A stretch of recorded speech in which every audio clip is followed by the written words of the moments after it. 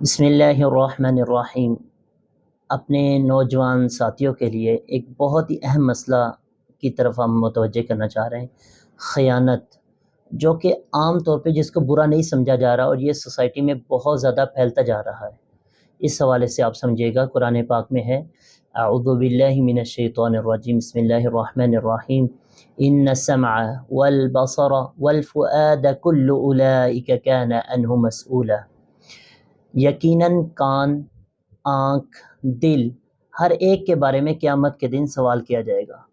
اور جو ہمارا کان ہے، دل ہے، آنکھ ہے، اور یہ اللہ تعالیٰ کی طرف سے ہمارے پاس امانت ہے، اور امانت کو غلط طریقے سے استعمال کرنا یا غلط راستے کی طرف لے کے جانا، یہ خیانت کے طور پہ آتا ہے۔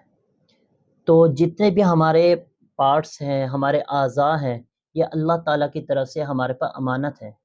اگر ہم اس میں خیانت کریں گے تو برائی میں ہم پڑ جائیں گے، اور اگر کسی کو برائی میں دیکھیں گے، اس کے لیے اصلاح کے لیے ہمارے دل میں کچھ نہیں آئے گا، تو یہ بھی ایک برائی ہے۔ تو حضور اکرم صلی اللہ علیہ وسلم نے فرمایا کہ جو ایمان ہے اس کا سب سے کم درجہ یہ ہے کہ اگر کوئی برائی کو ہاتھ سے نہ روک سکے، اس کے اندر اتنی طاقت نہیں ہے، تو کم سے کم دل میں اس کو برا مانے۔ تو آج ہم دیکھ رہے ہیں اپنی سوسائٹی میں خیانت بہت زیادہ پھیلتی جا رہی ہے۔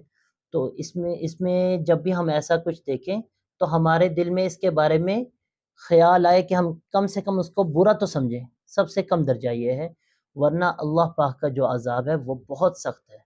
تو اللہ تعالی ہم سب کو اس عذاب سے بچائے اور ہمیں صحیح راہ سے بھی چلنے کی توفیق نصیب فرمائے۔ والسلام علیکم ورحمۃ اللہ وبرکاتہ۔